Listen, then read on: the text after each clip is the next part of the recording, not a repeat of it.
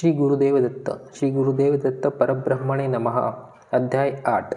श्रीपाद श्री वल्लभांकडून शनिप्रदोष व्रताचे निरूपण. नामधारकाने पुन्हा सिद्धमुनीशी प्रार्थना केली. हे गुरुदेवा, आपल्या भेटीमुळे मला आत्मसुख लाभले. गोकर्ण क्षेत्रीचा विस्मयकारक महिमा ऐकून मी आनंदित झालो आहे.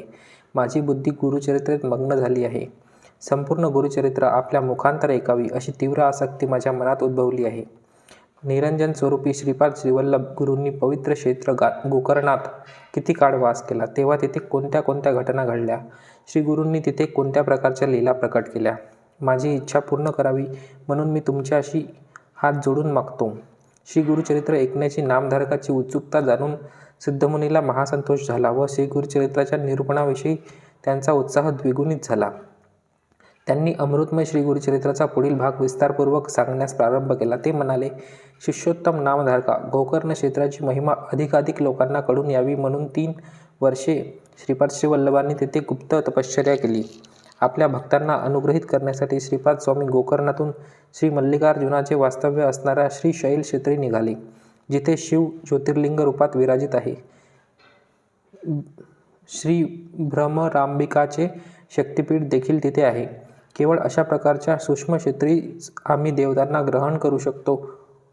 सनातन असलेल्या गुरुचरणासमान काहीही नाही. गुरुचरण हे सिद्धप्रद आहे. शिष्याकरिता गुरुचरण कमल हे समस्त तीर्थक्षेत्र संगम असते. म्हणूनच गुरुचरण दर्शन म्हणजेच तीर्थक्षेत्र दर्शन.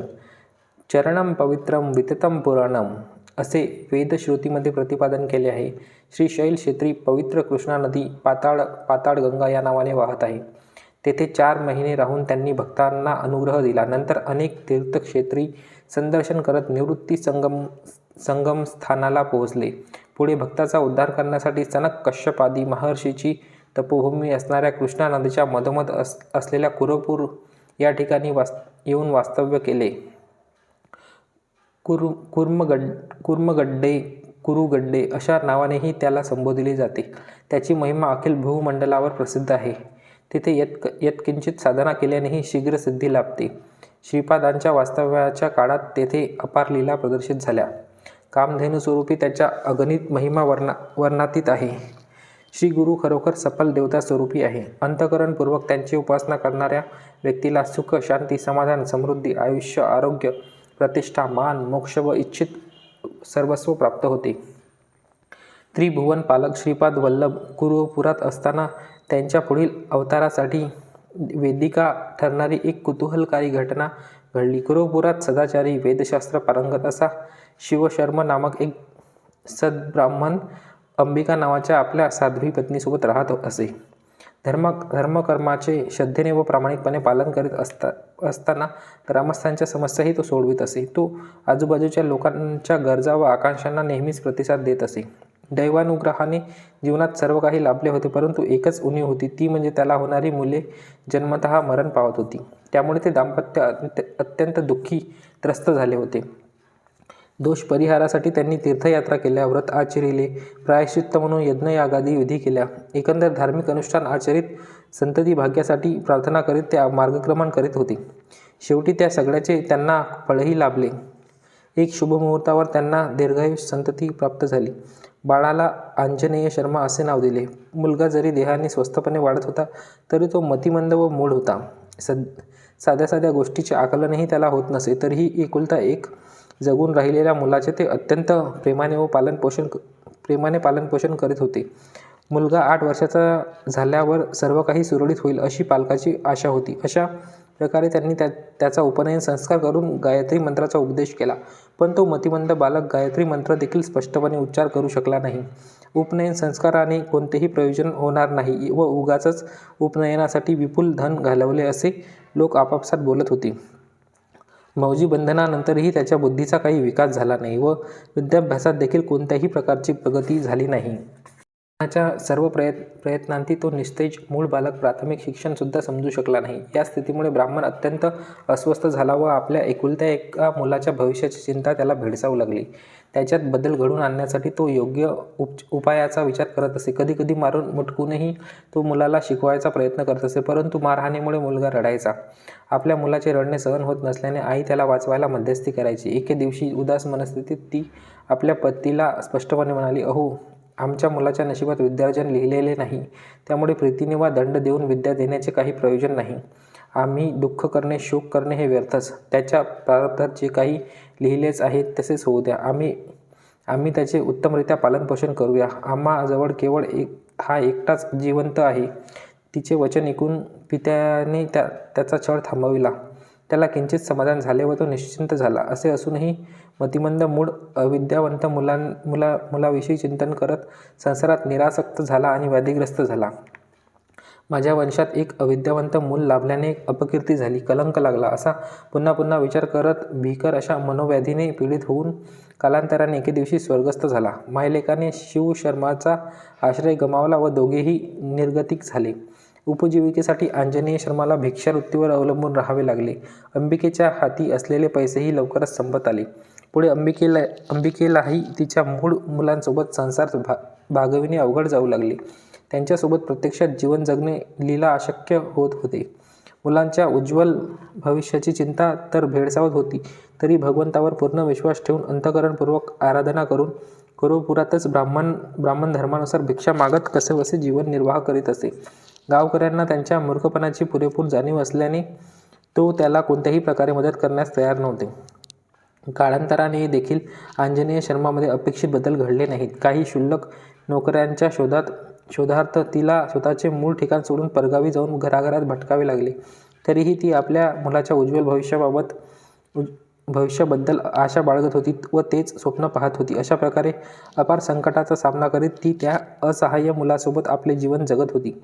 एके दिवशी आंजनेय शर्माला गोकर्ण क्षेत्री जाणाऱ्या यात्रेकरूंच्या सहवासाचे भाग्य लाभले. त्यांच्याकडून त्याने गोकर्ण व श्रीशैल क्षेत्रमहिमा ऐकली.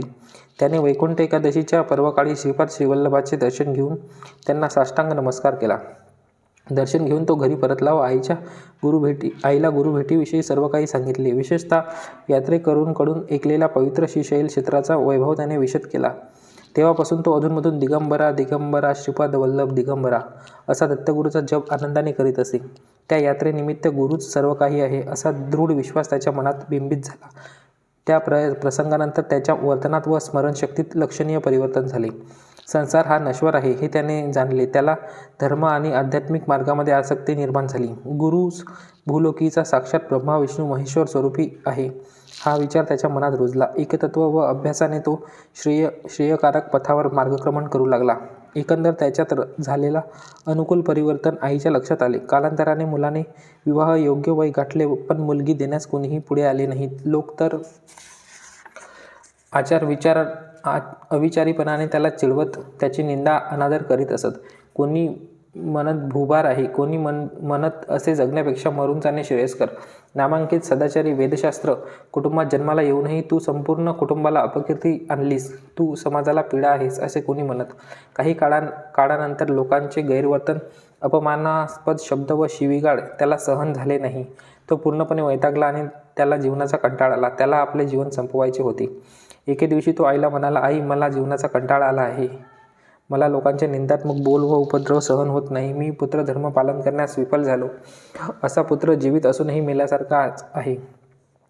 या स्थितीत सर्वांना भार होऊन जगण्याची इच्छा मी करीत नाही." हे ऐकून तिला फार दुःख झाले. ती प्रलाप करू लागली. अवहेलात्मक शब्दामुळे आंजनेय शर्मा प्रचंड अस्वस्थ झाला. वैतागून तो आत्महत्या करण्याच्या उद्देशाने कृष्णा नदीच्या काठावर जाण्यास सिद्ध झाला. आईच्या सर्व प्रयत्नांती व सामंजस्यपणाच्या शब्दांनी काही झाले नाही. चिंताग्रस्त निराश झालेल्या आईलाही वाटले की या जगात आता आत्महत्येशिवाय अन्य पर्याय नाही आणि म्हणून तिने त्याच्यासोबत आत्महत्या करण्याची तयारी दर्शवली.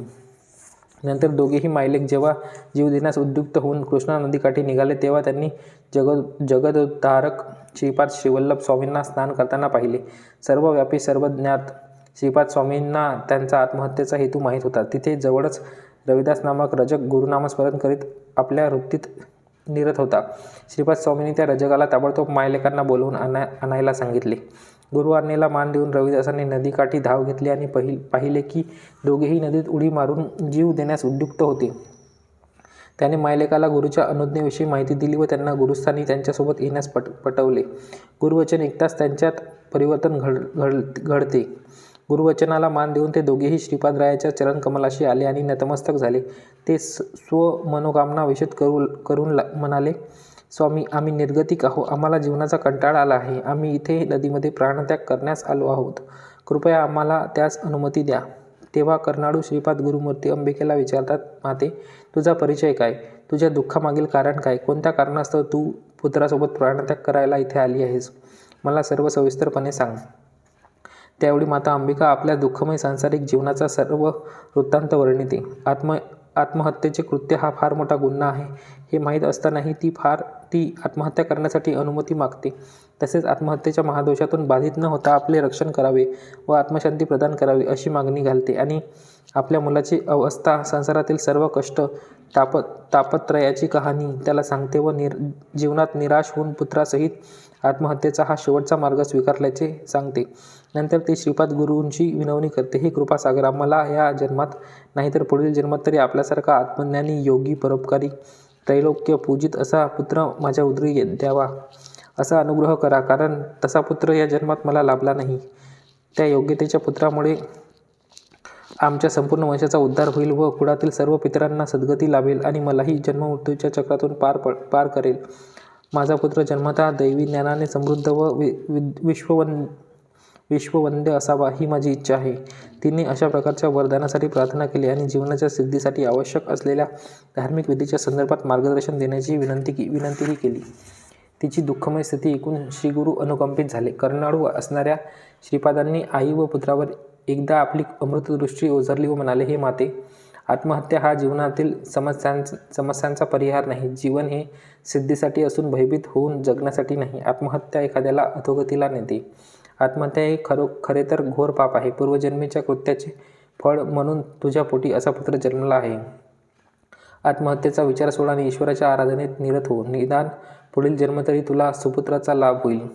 पुत्रप्राप्तीसाठी दररोज प्रदोष समय ईश्वराची आराधना प्रसन्न चित्ताने व मनःपूर्वक व शास्त्रोक्त पद्धतीने कर. तुला निश्चितपणे श्री हरिसमान अवतारी पुरुष पुत्ररूपाने प्राप्त होईल. यापूर्वी शनिप्रदोष व्रतांतर्गत ईश्वराची आराधना करून संतान मिळवून घेतलेले अनेक दृष्टांत आहेत. याची पुष्टी करायला मी एक गवळणीचा दृष्टांत तुला सांगतो, ते तू लक्षपूर्वक ऐक. पूर्वी एका गवळणीने उत्तम संतान प्राप्तीच्या अभिलाषाने प्रदोष समयी अत्यंत श्रद्धा भक्तिपूर्वक ईश्वराची आराधना केली. त्यांचे फलस्वरूप द्वापार युगात श्री महाविष्णूचा पूर्णावतार असलेला श्रीकृष्ण परमात्म्यासारखा जगदोद्धारक पुत्र तिला प्राप्त झाला. तुलाही अशा अवतारी पुरुषाची पुत्र कामना असल्याने तू देखील या व्रताचे अवश्य अनुकरण कर. भोळा शंकर तुझी इच्छा नक्कीच पूर्ण करेल. त्याचे वचन ऐकून अंबिकेलाही ईश्वराची आराधना करून श्रीकृष्णासारखा सुपुत्र मिळवावा असे वाटले. म्हणून तिने अशी इच्छा प्रकट केली की तिला शनिप्रदोष व्रत पूजेचे विधान सविस्तर सांगावे. तसेच गवळणीने शनिप्रदोष व्रत कशा प्रकारे पाळला आणि महादेवाला प्रसन्न करण्यासाठी त्याची कृपा मिळवण्यासाठी कशा प्रकारे पूजा केली याविषयी विवरण देण्यास विनंती केली. तेव्हा श्रीपाद श्री वल्लभांनी तिला स्कंदपुराणातील त्या गवळणीची कथा, तिची आराधना क्रमवार सांगितली. श्री गुरु म्हणाले, हे माते, पूर्वी उज्जैन प्रदेशात चंद्रसेन राजा आपल्या आत्मस्नेही मणिभद्रासोबत श्रद्धाभक्तीपूर्वक शनिप्रदोष दिवशी शिवपूजा करून प्रसन्न होत असे. त्याच्या उपासनेने प्रेरित होऊन प्रजा देखील शिवभक्त पारायण बनले होते. त्याच्या मनःपूर्वक व निष्कपट भक्तीला प्रसन्न होऊन श्री शंकराने त्याला कोटी सूर्य प्रभाकांतीयुक्त अमूल्य चिंतामणी रत्न भेटी दाखल दिले. सद्गुण मणीच्या ग्रहणामुळे राजाला अजेय प्राप्त झाले. शिवप्रसादाचे हे रत्न राजा आपल्या गळ्यात नित्य धारण करीत असे. हे प्रभाकांतीयुक्त रत्न धारण करणाऱ्याची कोणतीही इच्छा त्वरित पूर्ण व्हायची. लोखंडाचेही सोन्यात रूपांतर करण्याचा गुणधर्म त्या परशुमणीत असल्याकारणाने त्याची ख्याती जगभर प्रसिद्ध झाली. राजप्रतिष्ठेचे व घनतेचे प्रतीक असल्यामुळे प्रत्येक राजाधिराजांची ती मिळवण्याची इच्छा तीव्र झाली. अशा या लोकप्रसिद्ध मणीला पाहण्यास, स्पर्श करण्यास व प्राप्त करण्यास सर्वजण उत्सुक होते. काही जण विकत अथवा अन्य कोणत्याही मार्गाने, अगदी लबाडी वा जबरदस्तीनेही ते प्राप्त करण्यासाठी कटकारस्थाने हाकीत होते. तथापि चंद्रसेन राजा कोणत्याही परिस्थितीत व मूल्याने त्यापासून विलग होण्यास तयार नव्हता. किंबहुना तो सावधपणे जतन करीत असे. एके दिवशी अकस्मात आसपासच्या सर्व राजांनी उज्जैनीवर आक्रमण केले. त्या दिवशी शनिप्रदोष व्रत असल्याने राजा चंद्रसेन आणि मणिभद्र शिवाराधनेत मग्न होते. परशिवाला शरण गेलेला चंद्रसेन राजा अत्यंत प्रेमाने शिवपूजेत निरत होता. राजाची ती परम प्रेमाने व सर्व समर्पण भावाने चाललेली पूजा एका गवळी बालकाने पाहिली. त्याने आपल्या इतर मित्रांनाही बोलावून पूजेचे दृश्य दाखवले. त्यांना देखील आपणही अशी पूजा करावी अशी इच्छा उद्भवली.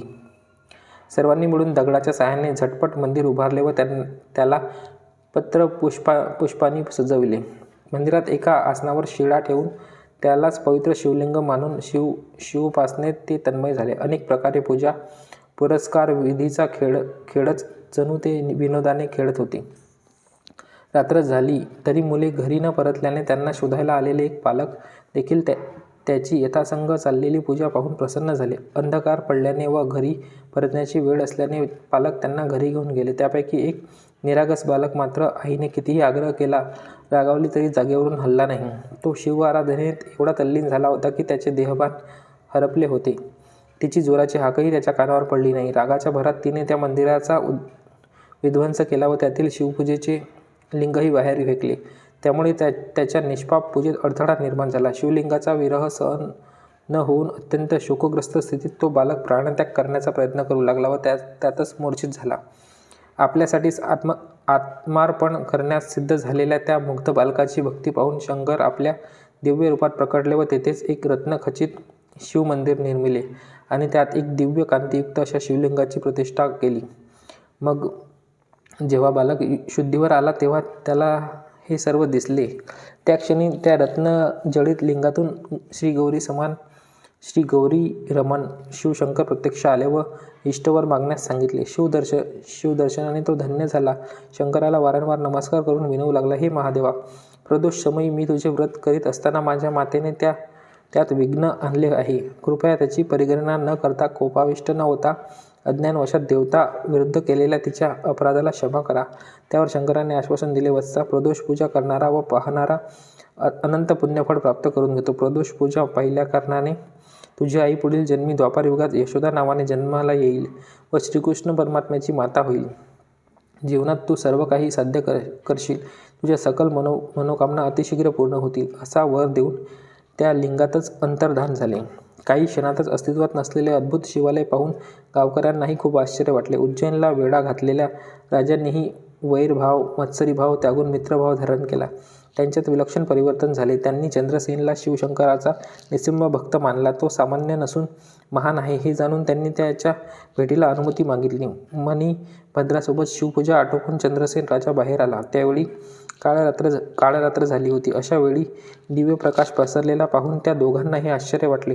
त्यामागचे कारण जाणण्यास राजाने चौकशी केली. गवळी बालकांकडून त्याला घडलेला सारा वृत्तांत समजला. कैलासपती श्री शिवशंकराच्या लीलेचे प्रत्यक्ष निदर्शनच त्याला दिसले.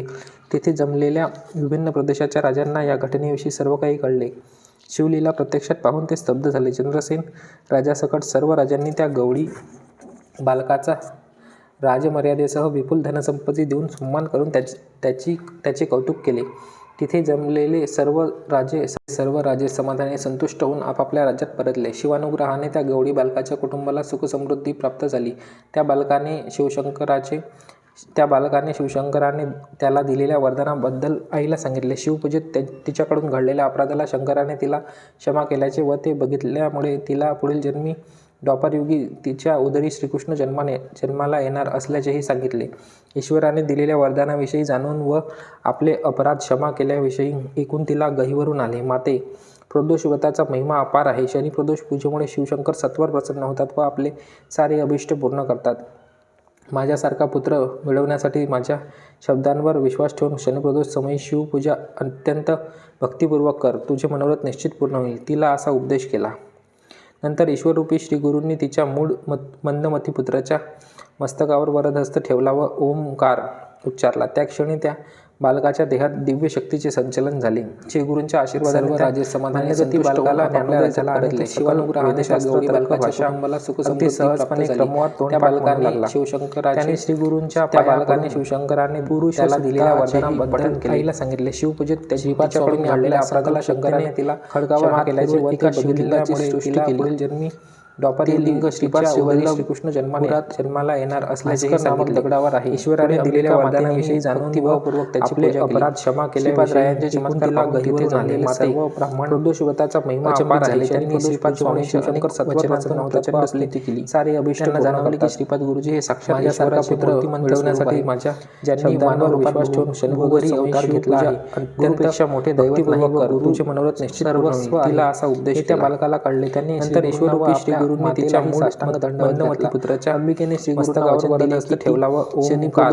व्रत उच्चारला त्यापूर्वक करेल. ती बालकाच्या देहात दिव्य शक्तीचे संचलन झाले. श्री गुरूंच्या आशीर्वादाने त्या उदरनिष्ठी बालकाला ज्ञानोदय झाला आणि तो सकल केली. वेदशास्त्र तर्क भाषा वचनांवर सहजपणे क्रमवार तोंडपाठ म्हणू लागला. शनी प्रदोष त्याने श्री गुरूंच्या पाया पडवत निष्ठेने आशीर्वादाचे श्रीपादरायाच्या अनुग्रहाने तिच्या मूळ श्रीपादांचे निर्मलन झाले व तो तिने विद्यासागरावर हात आपल्या पित्या शिवलिंगाची सृष्टी केली.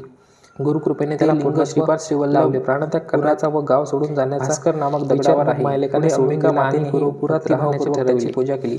जनसामान्य सारे अंजनेय शर्माला ते जगलेले सर्व ब्राह्मण तो एक अचंबित झाले. त्यांनी श्रीपाद स्वामींच्या अनेक वचनाला प्रचंड स्तुती केली. त्याला खूप मानमर्यादा जाणवली लागली. श्रीपाद गुरुजी हे साक्षात ईश्वराचे मूर्तीचे भाग्य पुन्हा लिहिले गेले. काही काळ रूपात अंजनेय शर्माचा अवतार विवाहही झाला. गुरुपेक्षा मोठे दैवतांसोबत आनंदात राहिला. अत्यंत सर्व समृद्धीने आयुष्य त्या बालकाला कळले. त्यांनी श्री गुरूंना या घटनेने श्रीपादांची दिव्य महिमा दंडवत रहिवासियांना श्री गुरूंना वचन त्यांच्या चमत्काराने मूळ शनी प्रदोष मोठी बालंत विद्यावंत झाल्याची वार्ता पुन्हा सर्व गुरुजींना साष्टांग नमस्कार केला आणि अजून जडिगत झाली. गुरुकृपेने श्री गुरूंचा अंजनेय शर्माला सिद्धी प्राप्त झाली. पुढे अंबिका मातेच्या वचनावर विश्वास ठेवून माता अंबिकेने दिल्याप्रमाणे नित्य भगवान शिवशंकराची पूजा करण्याचे निष्ठेने आचरण